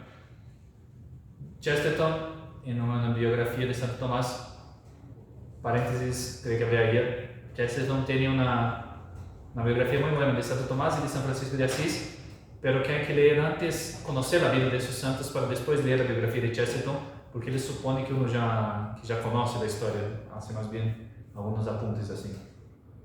Chesterton dice, no sé si escapó por la soga o no escapó por la soga de la torre, pero si escapó por la soga, seguramente la soga era muy fuerte, por la corpulencia de Santo Tomás. Ahí, en ese año estudió la Sagrada Escritura y las sentencias de Pedro Lombardo, que eran, digamos, el manual de filosofía y teología de la época. Tenía una inteligencia impresionante Santo Tomás, que todo que leía memorizaba, guardaba en la memoria. De hecho, tenía un libro, entre tantos libros que tiene, que se llama La Catena Áurea. La Catena Áurea es un comentario de los evangelios. Él cita un versículo del evangelio y pone todos los comentarios de los santos padres. Sobre ese versículo, no sé, San Ireneo dice tal cosa, San Ambrosio dice tal cosa, San Agustín dice otra. Y así en cada versículo de los evangelios hace todo ese comentario y lo hace de memoria. Hace de memoria todos los comentarios de los santos padres presentes en esa catena áurea. Tenía una memoria impresionante. Cuando dictaba la Suma Teológica, se dice que dictaba al mismo tiempo a 4 amanuenses, a 4 escritores. Usted escriba esto, usted escriba eso, usted escriba eso, usted escriba eso, al mismo tiempo, para entender un poco la claridad de pensamiento que tenía, además de la memoria, ¿no?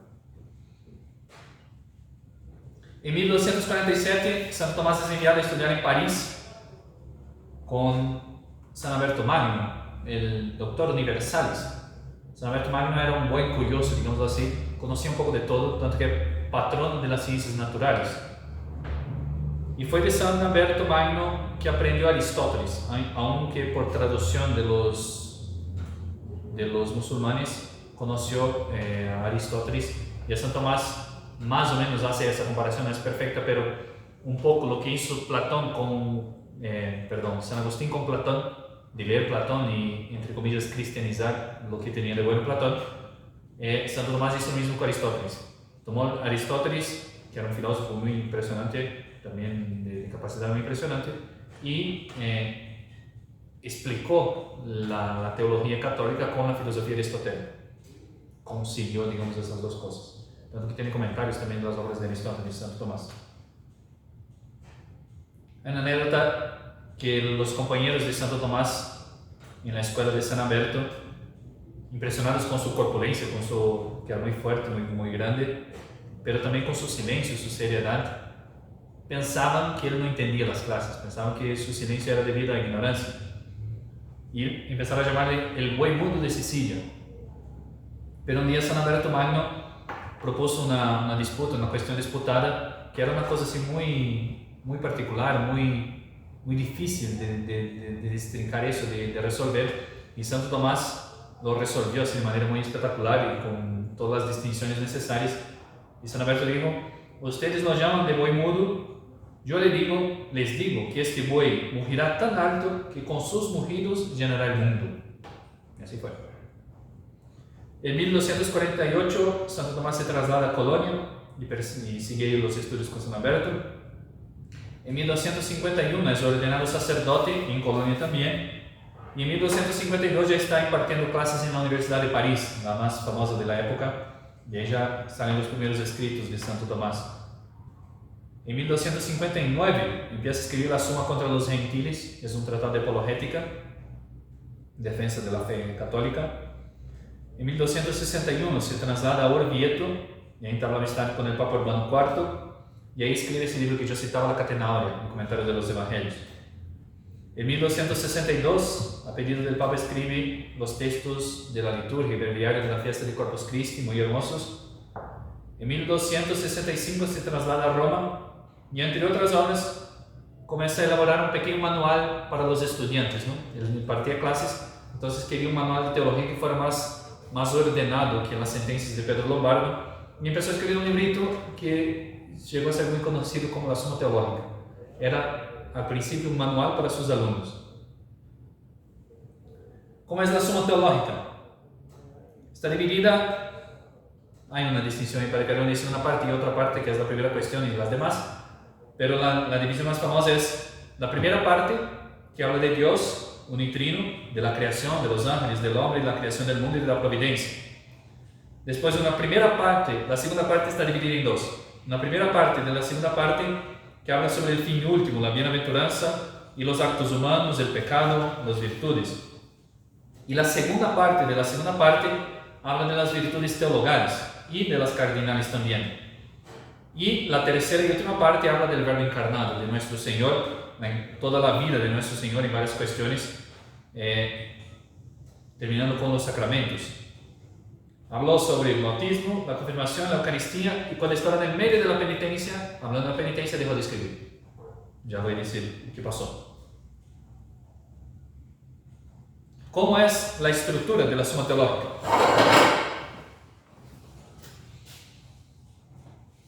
Cuando ustedes encuentran una cita de la Suma, van a encontrar ustedes Suma Teológica, no sé, primera parte o primera parte de la segunda parte, prima segunda, cuestión o cuestión con C, no sé, 30, artículo, no sé, 20, artículo 2 o no. ¿Por qué es así que está dividida la suma? No sé, planteaba ayer tal vez una cuestión. Hablando en la primera parte sobre Dios, viene la pregunta: ¿Dios existe?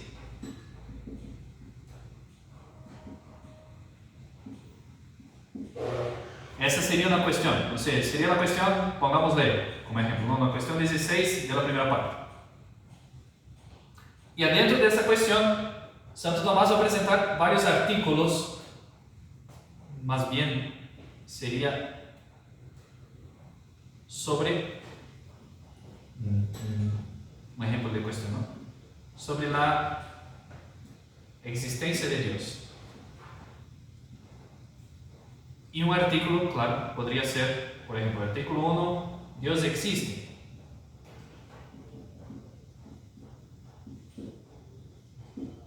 Artículo 2,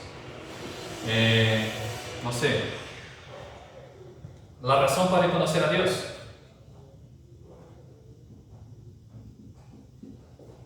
Y así varios artículos. Así se divide la suma. Pero la división adentro de cada artículo de la suma, Santo Tomás hace siempre ese mismo razonamiento. Empieza, primero presenta las objeciones. No sé, ¿Dios existe? Parece que no, porque existe el mal en el mundo y Dios es bueno. Parece que Dios no existe porque no se ve.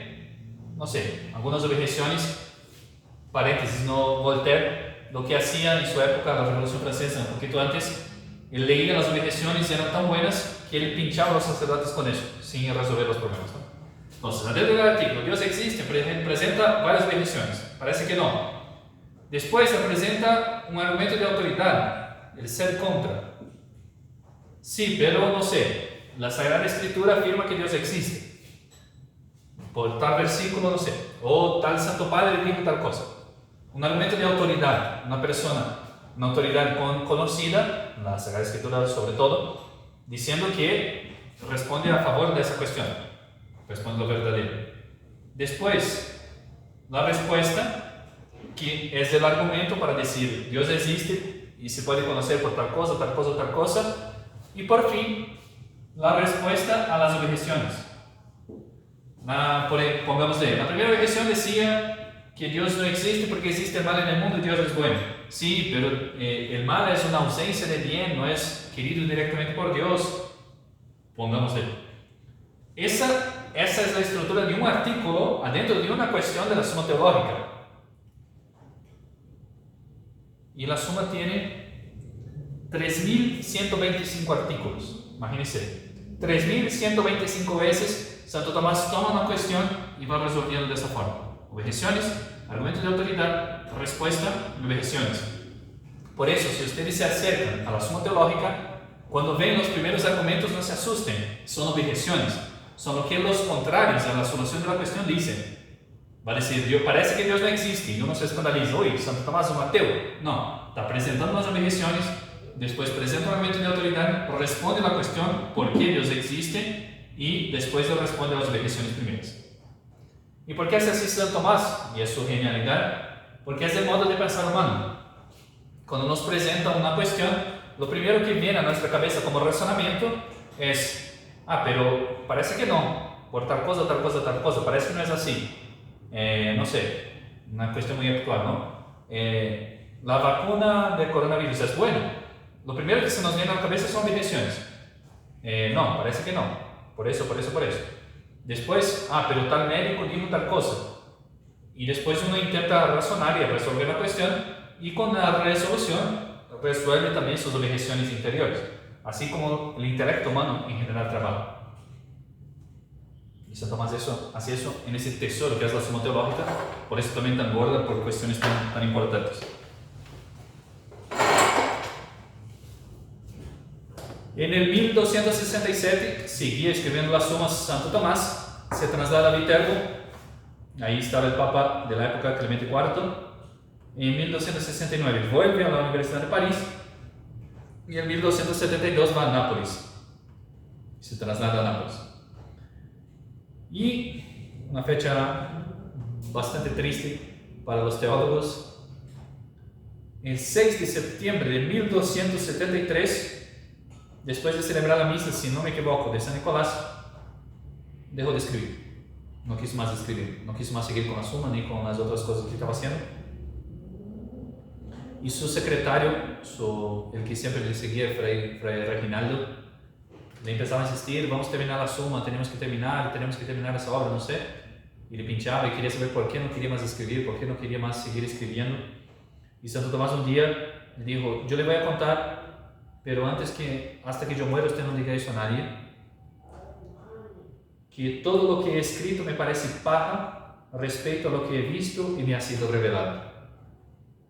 Tuve una visión en esa misa, una visión de Dios, probablemente, y le pareció tan grandioso todo que su escrito no era nada, no llegaba a ser un balbuceo de lo que es Dios. No es que es falso, no caigan también en ese error, no es que la Suma Teológica sea mala, no, es verdadero, pero delante de lo que llegó a ver Santo Tomás, Dios quiso que fuera así, le parecía muy poco, me parecía nada, me parecía que no podría más escribir.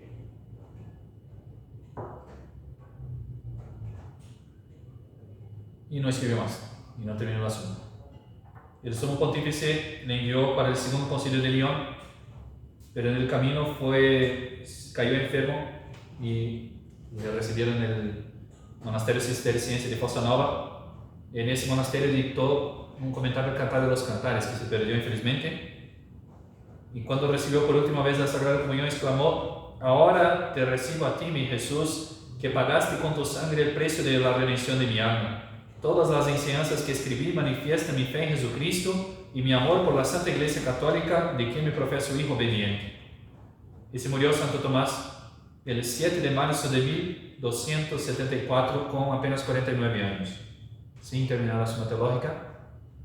Fray Reginaldo, cogiendo los escritos anteriores de Santo Tomás, que no son así tan bien desarrollados, logró terminar la Suma con los temas que faltaban. Claro, no es del mismo nivel de Santo Tomás ni cercano, pero por lo menos para concluir los temas empezados, que son el final del sacramento de la penitencia, la extrema unción y el sacramento del orden.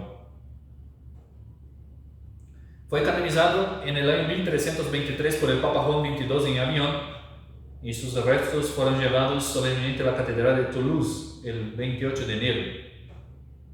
En la bula de canonización aparece una frase que después se repitió Pío XI, Ipse plus illuminavit ecclesiam cum omnis alii doctores. Él mismo, Santo Tomás, iluminó más a la Iglesia que todos los otros doctores. De hecho, es llamado el doctor común, porque es doctor común, el doctor universal.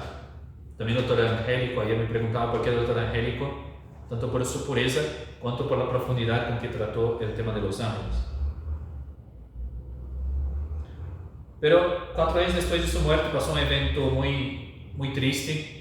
el obispo de París, Esteban Tempier, hizo una condena de 219 tesis que eran falsas, pero incluyó algunas tesis de Santo Tomás que no eran falsas, pero las incluyó ahí, y esa condena hizo que se retrayese mucho el estudio de Santo Tomás, infelizmente. Se levantó esa condena en el año 1325, el nuevo obispo de París, Etienne Borret, pero no logró reparar totalmente el daño que hizo esa condena de Tempier. Pero la Iglesia lo aprobó, no solo por su canonización, con muchos textos, quizá la encíclica más famosa sobre San Tomás es de León XIII, Aeterni Patris, creo que es así que se llama la encíclica. Todos los papas aprobaron la doctrina de San Tomás. En el Concilio de Trento, en el altar mayor del Concilio de Trento, estaba puesta la Sagrada Escritura y la Suma Teológica. Para ver, incluso el Concilio cita muchas veces textualmente Santo Tomás. Monseñor Lefebvre también, al final de la vida, quiso escribir un resumen, un proyecto de un itinerario espiritual, y así lo intituló Itinerario Espiritual siguiendo a Santo Tomás de Aquino y su Suma Teológica. Quería hacer un plan de vida espiritual siguiendo el mismo plan de la Suma Teológica. Dejó como un resumen para que un día a un sacerdote bueno de la fraternidad lo escribiera. Y dijo varias cosas, Monseñor, sobre Santo Tomás. No voy a decir todas, pero la Suma podría resumirse así, dice Monseñor Lefebvre: venir de Dios para volver a Dios por medio de Dios, que es el destino del hombre. Qué maravilla, qué programa. La enunciación de este programa en la Escuela de Santo Tomás nos lleva constantemente a la admiración y a la contemplación de los misterios de la sabiduría, de la ciencia y de la caridad de Dios y de su misericordia hacia las criaturas humanas. Santo Tomás de Aquino, que debe ser, es la teología de la Iglesia, es el teólogo de la Iglesia. Infelizmente lo que pasó ahora en los tiempos modernos, aunque hubo una efervescencia nuevamente por el estudio de Santo Tomás, quizá el filósofo más famoso tomista conocido fue Jacques Maritain. Pues ven que Jacques Maritain, al principio de su vida, era un tomista muy fiel. De hecho tiene un libro excelente, se llama Los 13 Reformadores, y otros comentarios también de Santo Tomás muy buenos, pero muy, entre comillas, astuto, con mala astucia. Se dio cuenta que Santo Tomás no era lo que quería la Iglesia moderna, digamos así, que no era el teólogo de la moda, y empezó a caer en un modernismo. Entonces el tomista más famoso termina siendo uno de los padres del Concilio Vaticano II, y eso hizo también mucho daño, porque uno piensa tomista, Jacques Maritain, pero si uno va a mirar el final de la vida de Jacques Maritain, no es para nada tomista, infelizmente. Bien, para terminar, otras órdenes que fueron fundadas en ese tiempo: los cartujos fueron fundados por San Bruno en el año 1084 en Grenoble. Adoptaron la regla de San Benito, pero con una vida más rígida, de celda, encerrados. La regla de los cartujos, que concibe una especie de vida eremítica, prescribe el silencio absoluto, la abstinencia perpetua de carne.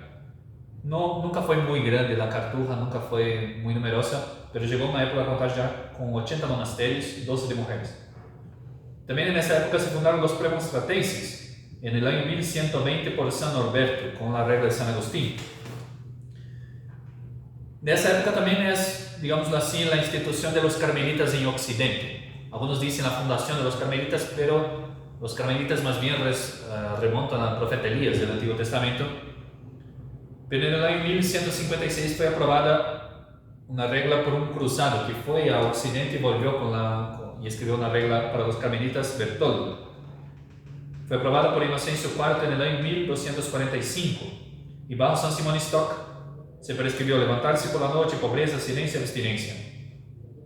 De hecho fue San Simón Stock que recibió el escapulario de la Virgen, esa misión de propagar el escapulario.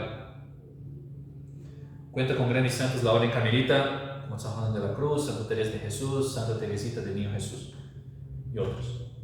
También de esa época los trinitarios y otra orden que se llama Nuestra Señora de las Mercedes. La primera del año 1198, la otra de 1218. La primera fundada por San Juan Mata y San Félix de Valois, y la segunda por San Pedro Nolasco y San Ramón de Peñafort. Las dos tenían la misma intención de rescatar los cautivos de los maometanos, de los sarracenos. y tenía un voto de que si fuera necesario, el monje cambiaba con el cautivo. Para liberar el cautivo, el monje tenía el voto de ofrecerse en el lugar si fuera necesario. Muy bonito. También se fundó en esa época los eremitas en el año 1233 por Bonfilio Monaldi. Los eremitas de San Agustín, que eran varias órdenes que fueron unificadas por Alejandro IV en 1256, y 3 órdenes militares, que no voy a hablar acá, y hay uno de los televidentes que me va a matar porque no voy a hablar mucho de eso, no me da tiempo. Los hospitalarios, los templarios y los caballeros teutónicos. 3 órdenes militares, de militares que se consagraban a Dios como monjes, justamente para proteger los peregrinos para Tierra Santa, pero también para defender los santos lugares en época de cruzadas y atender en hospitales, incluso los hospitalarios. Los hospitalarios fueron fundados en 1048, los templarios en el año 1118 y los caballeros teutónicos en el año 1180.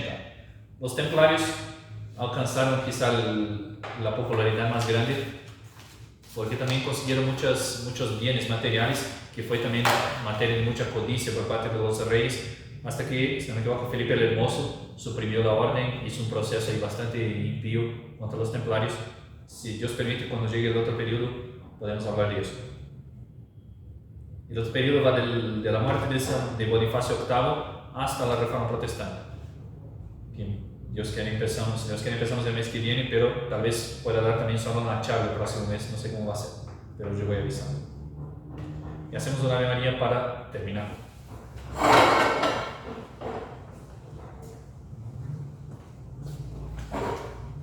Padre, Padre, del Hijo y del Espíritu Santo, amén. Dios te salve María, llena eres de gracia, el Señor es contigo, bendita tú eres entre todas las mujeres y bendito es el fruto de tu vientre, Jesús. Santa María, Madre de Dios, ruega por nosotros pecadores, ahora y en la hora de nuestra muerte. Amén.